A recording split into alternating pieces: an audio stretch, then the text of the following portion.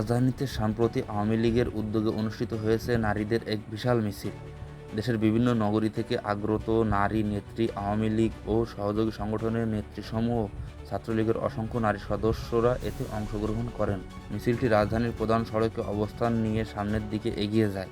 এ সময় নেতাকর্মীরা হাতে ব্যানার ও ফেস্টুন নিয়ে নানা স্লোগান দেন। তাদের অন্যতম স্লোগান ছিল, ভয় করি না বুলেট বোমা, আমরা সবাই মুজিব সেনা।